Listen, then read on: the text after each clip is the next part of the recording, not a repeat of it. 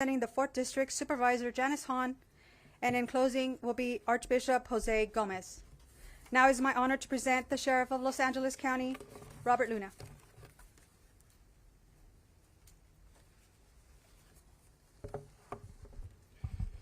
Thank you all for being with us here today, and thank you for your patience. I know we had to change the time once today, but you'll find as I'm relaying this story to you why we wanted to wait a couple of additional hours to provide you the best information that we possibly could. And before I start with my comments, I know many of you in the room, you usually have outstanding questions, and I will do everything I can to possibly answer every question that you have, although our priority before 8 a.m. this morning was to apprehend this suspect, and we did by some amazing detective work. Our next priority is to get him prosecuted, and there will be information that we simply cannot talk about at this time, but will come out as we take the detectives take this man to court and try and get him filed on. So let me back up here. On Saturday, February 18th at approximately 1 p.m., the industry sheriff station deputies responded to a person not breathing rescue call in the 1500 block of Janlu Avenue in the city of Hacienda Heights. Deputies and paramedics arrived at the residence, and a male was pronounced deceased at that scene at that time.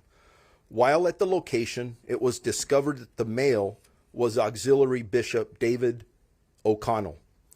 Bishop O'Connell sustained at least one gunshot wound to the upper body while in the bedroom of his residence. At the time, the cause of death was unclear to our detectives, but appeared suspicious in nature. A firearm was not recovered at the scene, and there was no forced entry into the bishop's residence.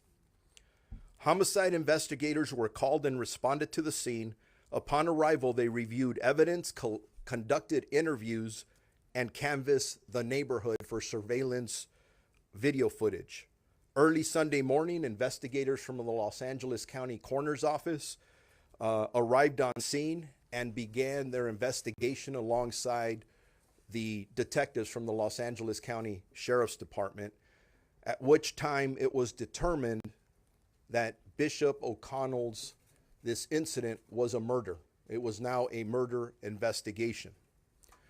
Later that morning, detectives discovered surveillance footage that showed a vehicle that had pulled into the bishop's driveway, stayed for a short time, and left the location.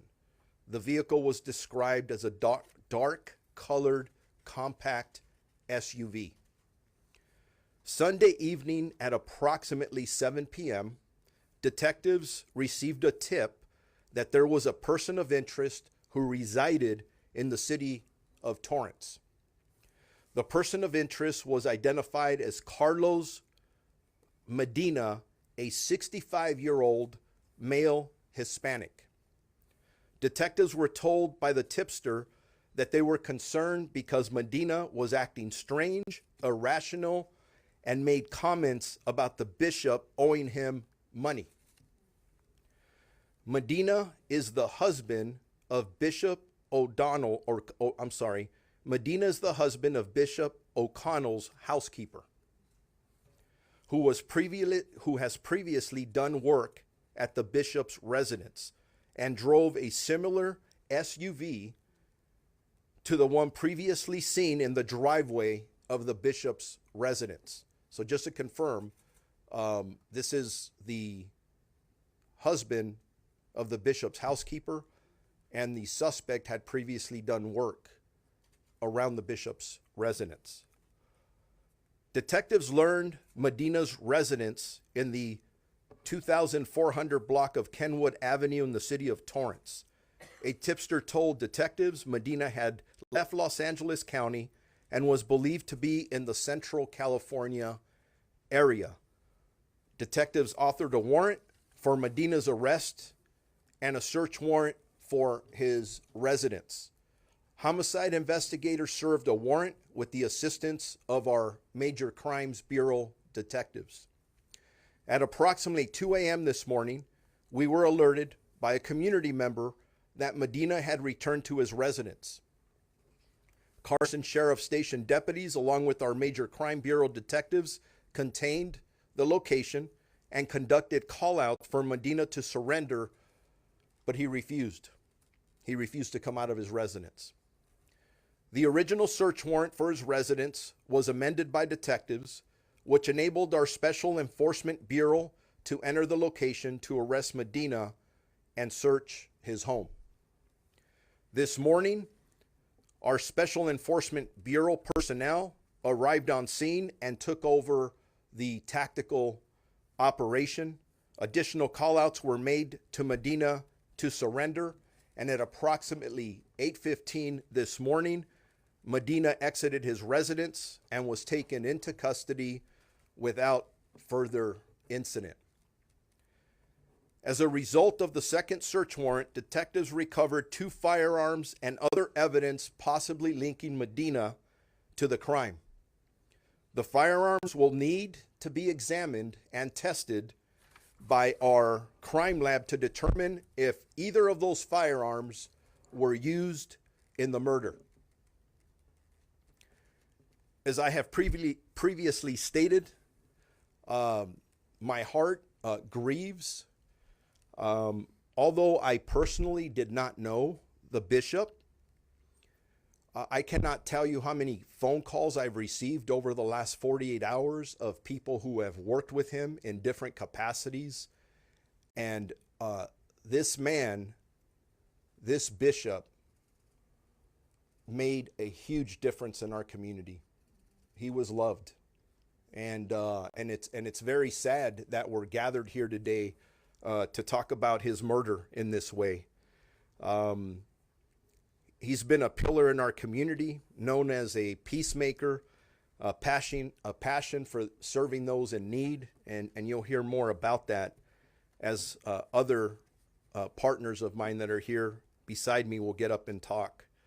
I do want to spend a couple of minutes here because I don't want this to be overshadowed. As tragic as it is to be talking about the murder of Bishop O'Connell, our detectives for the Los Angeles County Sheriff's Department, our homicide detectives, our major crimes detectives, and everyone else involved did an amazing job. If you look at the way I laid this story out, it was nonstop work. There's people around me who haven't slept, and I really applaud them for their professionalism. And I got to tell you, I couldn't be more proud of them as I'm reporting their good work to all of you today. But as I stated earlier, we wanted to wait a little bit more to give you as much detailed information as we could. But there is information that unfortunately we will not give out in detail at this time, because the next step is to present all of the evidence that we have gathered and try to get a criminal prosecution on Medina. So I just want to make sure that's known. Keeping the integrity of this investigation is a priority. And like I said, I'm going to open it up to questions here after all of my partners speak, but we'll be very disciplined about what we can answer or not. There's also another factor. I talked about the excellent work by our homicide detectives. I don't think I'd be standing in front of you within 48 hours of this crime if it wasn't for the members of our community who came forward and helped us along the way and gave us tips. When we talk about the fact that we're more effective as a department reducing crime in partnership with the community, this is a perfect example. We had people from different locations that gave us information that helped us solve this crime, and they will continue to do so. But at the same time, I urge anybody that has more information about anything they may know about Medina, any of his activities, to please come forward.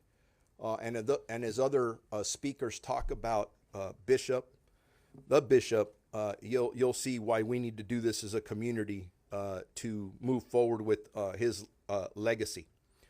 So with that, I will turn it over to the next speaker, our state senator, and then again, I'll come back up here to answer questions that any of you may have.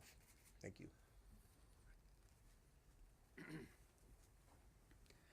Well, good afternoon, ladies and gentlemen. I'm Senator Bob Archuleta, and let me begin by offering my condolences from the governor, my colleagues in Sacramento, everyone in the county of Los Angeles, throughout this state, and in reality, throughout the nation. The calls are coming in.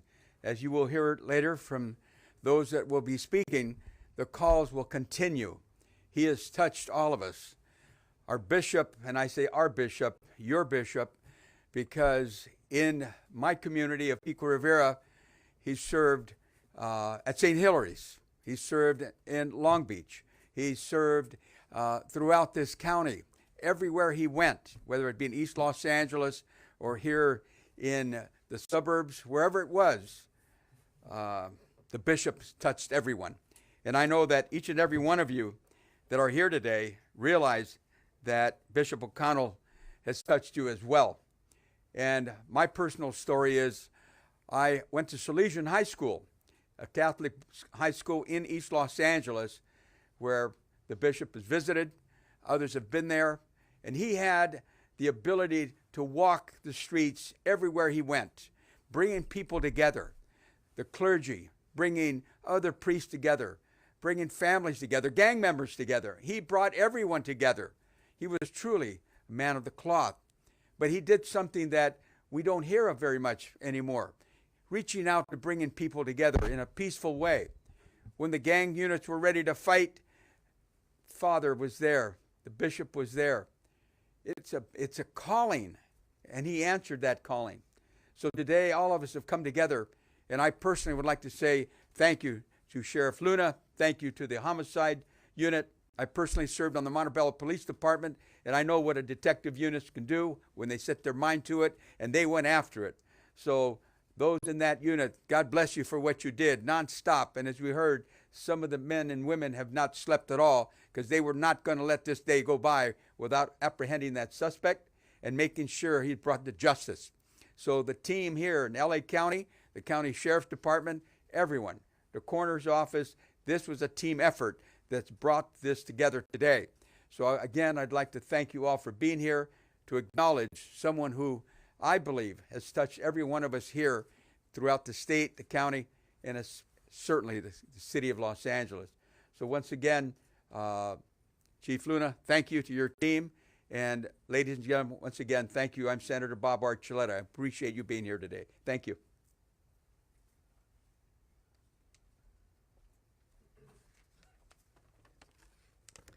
Good afternoon, everyone. My name is Esther Lim, and I serve as Supervisor Hilda Solis' Justice Deputy. I'm here on her behalf to share her remarks.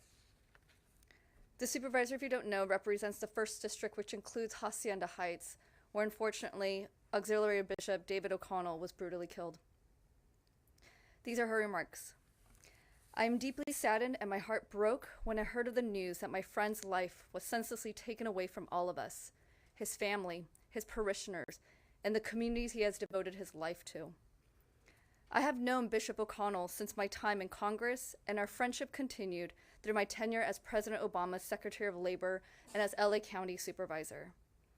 I have been a recipient of the Bishop's blessing and kindness when he conducted a mass to support my confirmation as Secretary of Labor. I have so many fond memories of the two of us advocating for immigration reform and as witness to his devotion and care for the most vulnerable. It was deep, genuine, and palpable. He was the real deal. I also learned that the community-based crisis workers who responded to the scene that night to provide support were also impacted by the killing of Bishop O'Connell stating that he was a supporter of theirs. He was known to be a peacemaker during the most tumultuous times in LA history, and his presence helped us get through it. His loss is tremendous, as is his grief that follows. I also want to take this time to thank the sheriff, the sheriff's department, and all those involved in the arrest of the suspect. The justice system will take its course as we grieve, heal, and lean on the messages and examples he has shown all of us. Bishop O'Connell's death will not be in vain. We will do as he taught us, to love, to care, and to fight for the vulnerable. I will miss him. Thank you.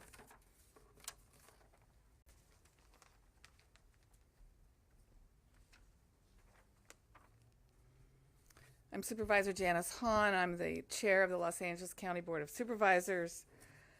And the news of Bishop O'Connell's murder still has myself and many people reeling, not just in LA County, but across our nation and even all the way to Ireland, where his family still resides. I want to thank you, Sheriff Luna, our LA Sheriff's Department homicide detectives, for their round-the-clock work on this investigation, and we're grateful that they were able to make the arrest so quickly. Bishop O'Connell was also a longtime friend of mine.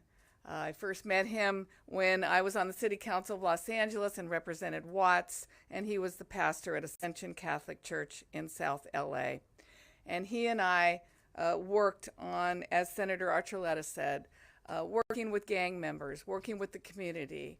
He was known to walk among the people.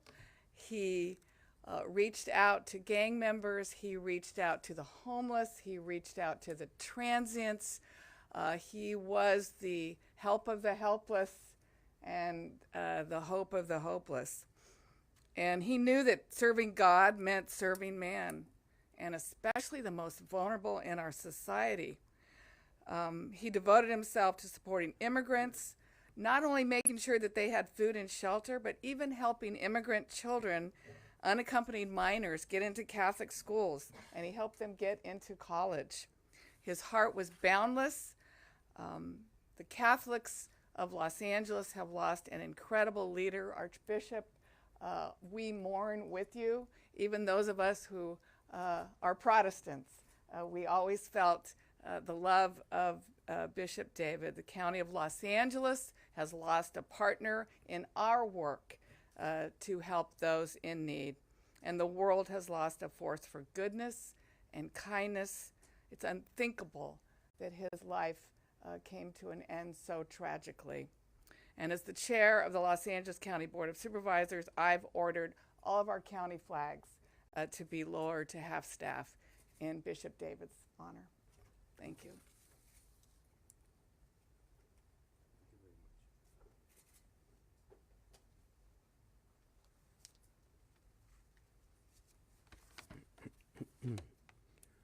Good afternoon to everyone, and I want to thank all of you for being here, and especially for your concern for Bishop David O'Connell. Bishop David was a good friend to Los Angeles. Out of his love for God, he served this city for more than 40 years as an immigrant from Ireland. And I have to say that among the many things that I admired in his life and ministry was that he was fluent in Spanish with an Irish accent. Every day he worked to show compassion to the poor, to the homeless, to the immigrant, and to all those living on society's margins. He was a good priest and a good bishop and a man of peace.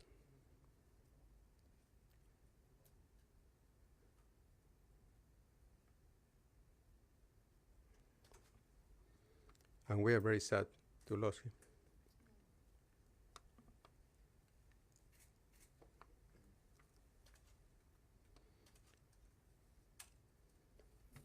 I'm very grateful to Sheriff Luna and to his investigative team for their hard work.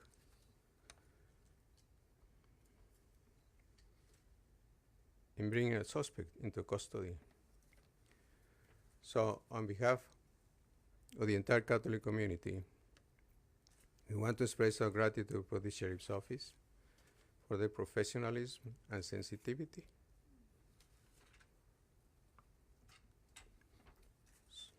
Sorry about it.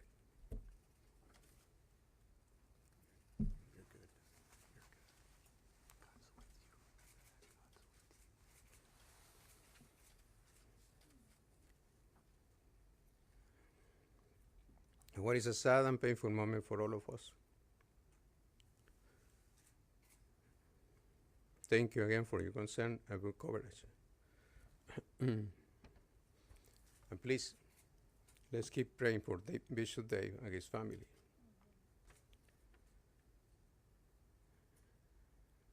And let's keep praying for our law enforcement officials as they continue the investigation. And let us pray for our great city. Thank you very much.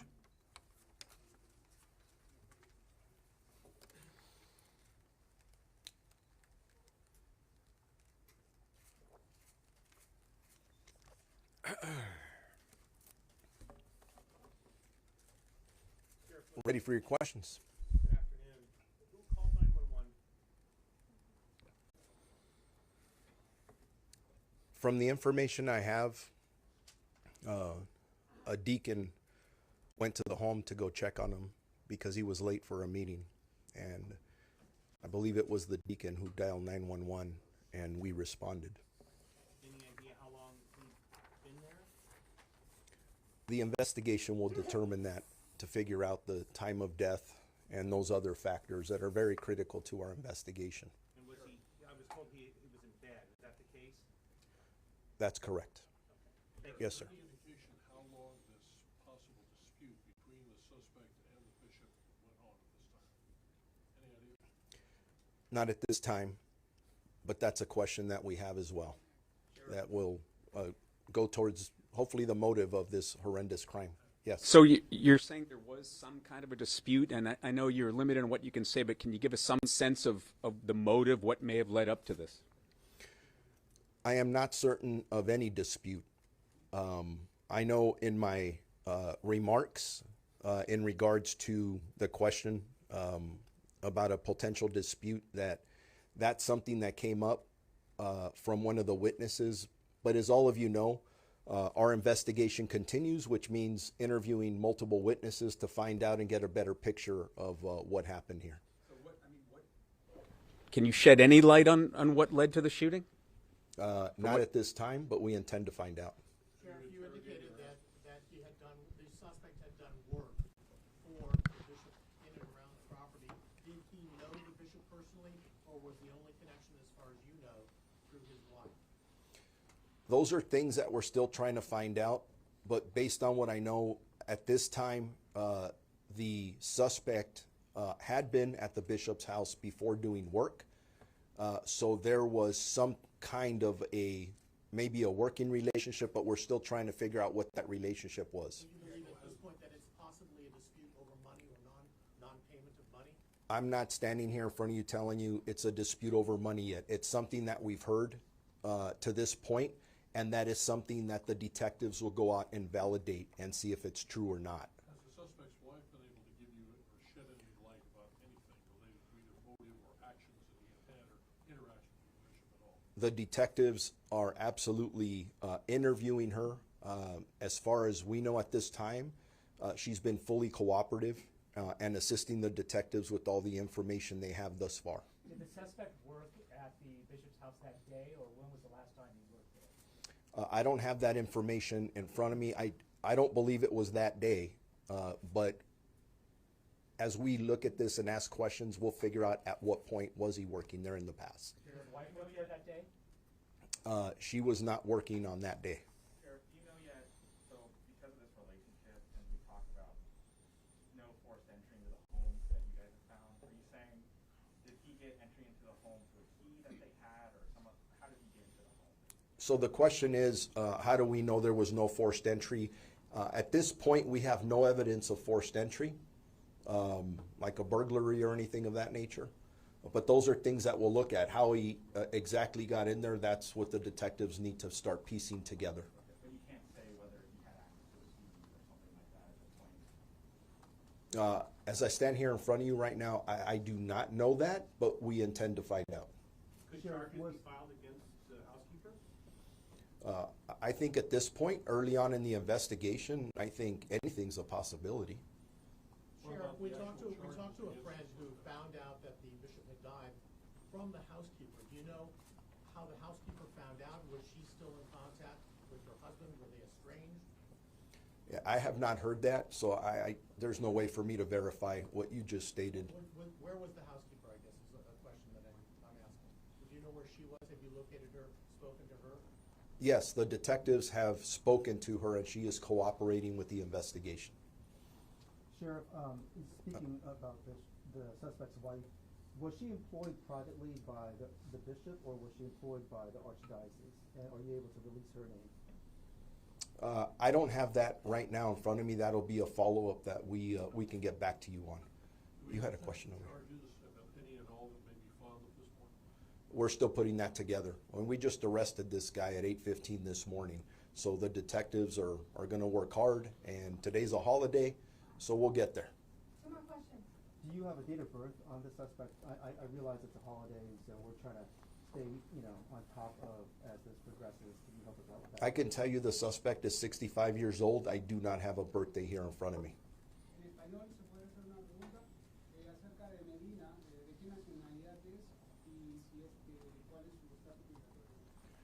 Sabemos que es latino, pero no sé de cuál país vino.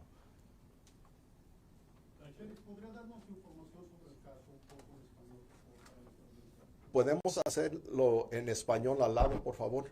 Y lo hacemos. Okay, muchas gracias. Thank you all for your... Supervisor Solis says Oh, I'm sorry. Thank you, Sheriff. Yes, ma'am, please. Thank you, Sheriff, and I want to thank everyone. But my heart is broken. I can't believe the last time you and I have been standing together, and here we are again faced with another tragedy. But this time it hits really home for some of us because Bishop David O'Connell was a personal friend and someone who was very valiant and someone who cared so much about our community, especially the immigrant community. I came to know him and his passion because of his work helping to pass immigration reform when I served in the Congress, and he continued to diligently work and seek assistance for those vulnerable individuals in our community, especially young people, and especially the undocumented young people, DACA students. I remember very distinctly also his support of me when I was being confirmed at that time by the Senate